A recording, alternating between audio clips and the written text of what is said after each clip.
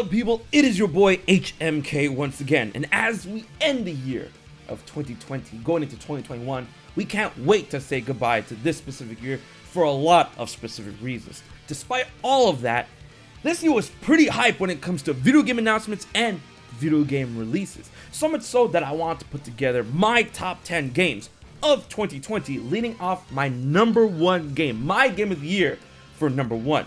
Now, before we get started, a couple of things to go over. First of all, these are games that I have played. So if you see a game that you believe deserves Game of the Year or a top 10 spot within top games of 2020, it may be because that I haven't played it, because I have a lot on my plate, or I just didn't think it was good enough to be on this list. Another weird thing, because this is my list of 2020, I should say these are the top 10 game releases. So, as long as it released within 2020, I will count expansions and DLCs that make the game of the Year worthy. Super goated. But of course, if they're technically re-releases or DLC expansions, I'm going to take away some points and positioning when it comes to the top spots and whatnot. It's my list, and this is going to be the way I like it. So if you're ready for my top 10 picks for games of this year, 2020, let's begin with number 10. At number 10, we round out the list with Legends of Runeterra. It's an online trading card game by the same people who do League of Legends, Riot Games. If you guys didn't know, I'm a huge League of Legends fan. I love the characters, I love the stories, and I love playing card games. You know, Yu-Gi-Oh! I grew up on that noise. So when I found out that the League of Legends is getting a card game in terms of Runeterra, I played the hell out of it. I still play it today. I currently run a Nautilus Depth, the Depths deck. You know, gotta take out those cards, gotta mill them, gotta excavate, gotta make sure that we reach the depths. Blood and salt. With how good the game looks and how robust the system is when compared to other online or offline card games, I really did enjoy this game. With the different archetypes and the funky ways on different archetypes working against each other or working for each other, I found this to be a great experience, especially since we have all these factions in League of Legends that go into archetypes, and then you could have up to 2 per deck. Honestly, if you're a fan of card games or any type of mystical lore or League of Legends for that matter of fact, I would give Legend of Runeterra a try, and I give it number 10 on my top 10 list. At number 9, we have Fall Guys Ultimate Knockout. Now, the game was free on PS Plus at the time, and I am a huge fan of platformers and, you know, just being an overall shitbag to your opponent and just messing them up. You know, peace was never, ever an option. It literally had that energy of the Goose Game, and just on a huge scale, on a Battle Royale scale. Like, it was definitely my speed. Sure, the game is not as popular as it was when it first broke on the scene, and of course Among Us helped cannibalize that, but honestly, Fall Guys is a pretty awesome game, and the first original run of the developer should be noted as one of the top games of 2020, and honestly, I can go back at any point and have a blast with it. It's just so simple, so chaotic, so pleasing to the eye. You know, all those real boil down to the notion that, you know, something as simple as this can be very pleasurable and very fun to a ton of players. Because of that, it gets number 9 on my top 10 2020 list. Oh, we get into the good stuff now. For number 8, my game for number 8 is Genshin Impact. Now, I've been following this game for a good minute, you know, considering that I'm a huge fan of The Legend of Zelda Breath of the Wild, and the success of that game helped inspire other games such as Immortals Phoenix Rising and indeed Genshin Impact. Now, a lot of people said, oh, this is just a clone of Breath of the Wild, but it's so much more than that. It takes elements from that game, twists it around for its own idea, and incorporates elements in a very specific way. Sure, it's a gacha game, but it's free, and I have not put any money in a substantial amount into Genshin Impact. Of course, I do get that drive when I try to pull that one hero, and I'm still part of the new No Diluc gang, but I got Keqing, and I got Klee, and I got Mona, and we'll see if I get Albedo later, but the fact that they're going to be adding more areas over time to this game just makes it feel like it's going to have a lot of longevity. And when you apply all of that gacha elements, that daily grind to do whatever you want in this game, but also earn stuff along the way for playing the game, to a game like Breath of the Wild, a scope like it, then I feel that Genshin Impact really does have a recipe for success that needs to be recognized for this year in 2020. Honestly, I don't think gachas are going to be the same, and Genshin Impact puts it in a direction that I personally like. Now let us talk about number 7, which is Animal Crossing New Horizons. Animal Crossing in my soup, monkeys and lions loop to loop. This game literally released at the most perfect time during this year. You know, when the pandemic was really trying to break out, roll out, and everyone was staying at home and social distancing was a thing. Bro, this was just like a really good gift sent to all of us. All people play the game, they interacted with each other. I interact with some of my fans every now and again, and a lot of my friends when I go to my village. Sure, I, don't go into it as much as I did back in the day when a couple of months ago. Well, not, but I still have such a good time because I'm a huge fan of Animal Crossing, and this game added so many quality of life changes and additions over time, which once again, just like Genshin Impact before in this list, adds a lot of longevity when it comes to going into the future of Animal Crossing New Horizons.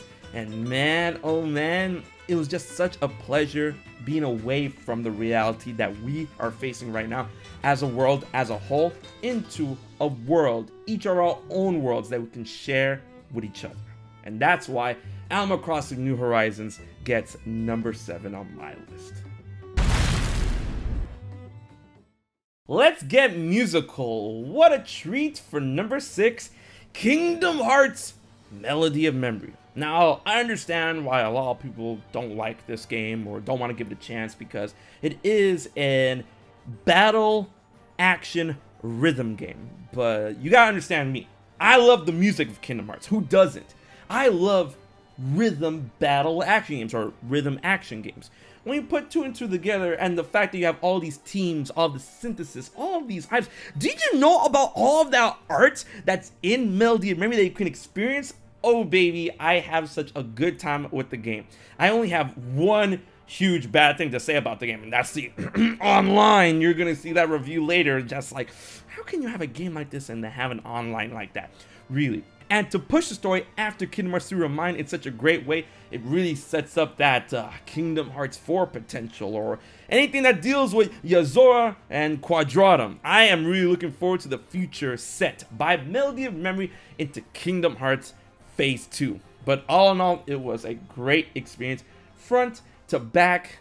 I just wish I had more songs. Oh, what, 140 plus isn't good enough for me? I was missing a couple, but either way, I'm gonna try 100% this game because it's a beast to take on.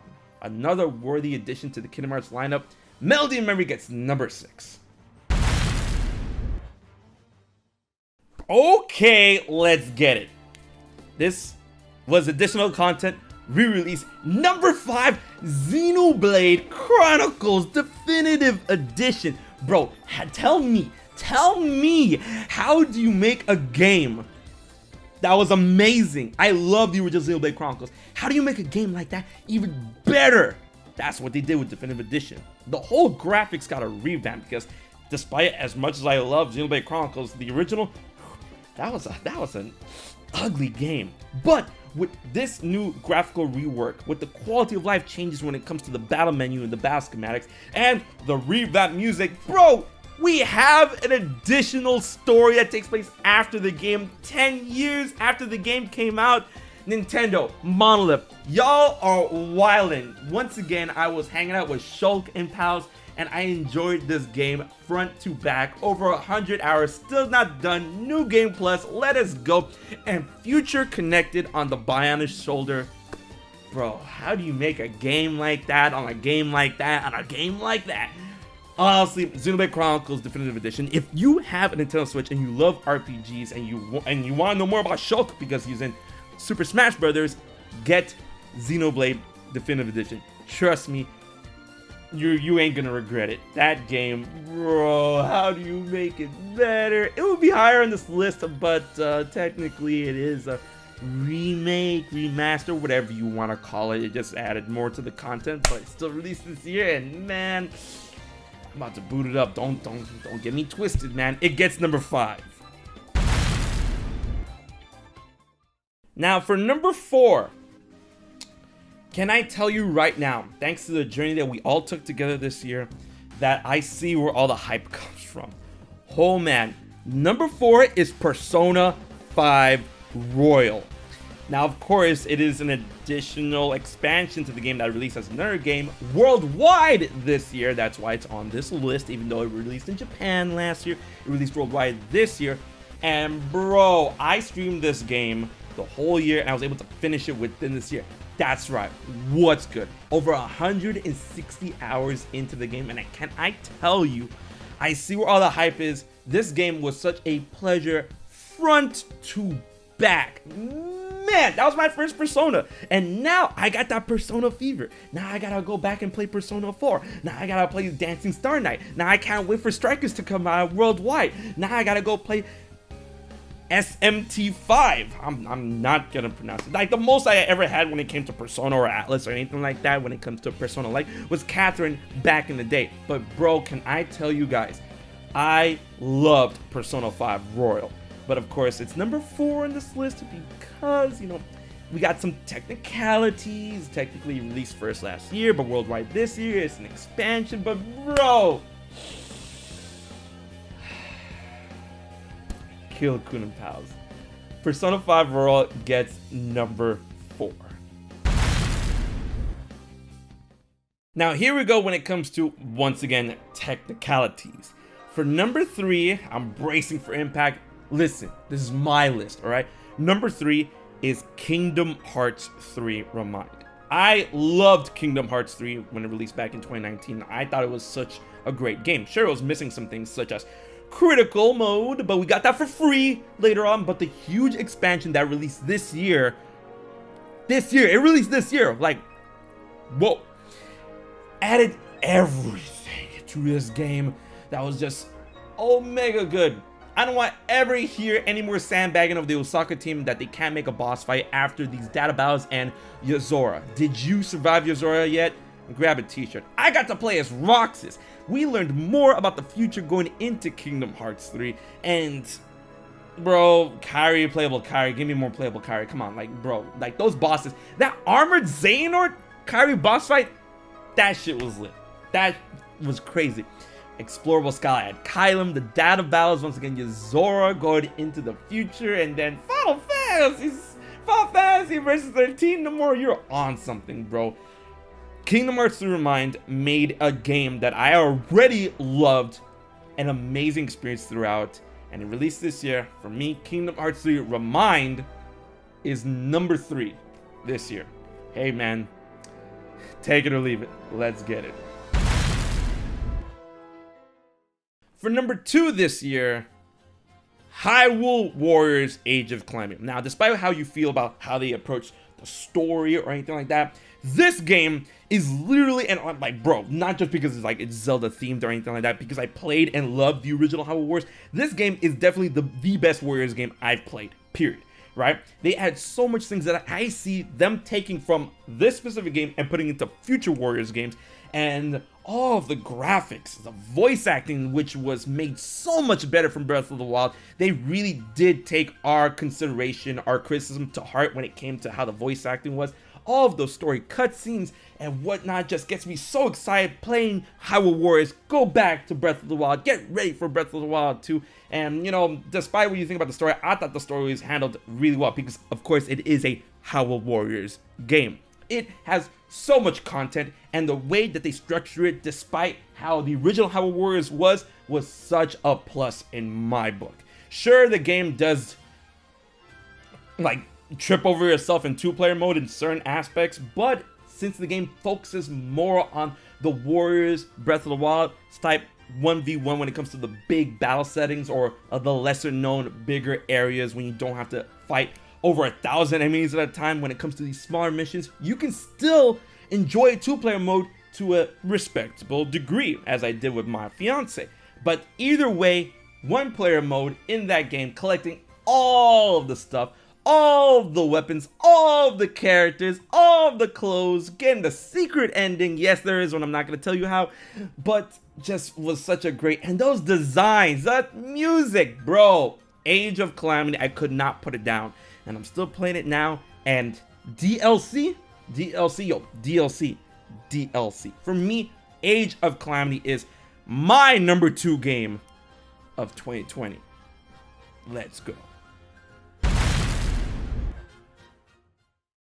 And now, my #1 game of 2020, my game of the year, was a game that I enjoyed front to back, despite some hurdles I had to get over in terms of quality or maybe even pacing. But the battle system, the characterization, the music, the voice acting, just all outshined everything bad with this game. It had some minuses, but those pluses make you forget about those minuses.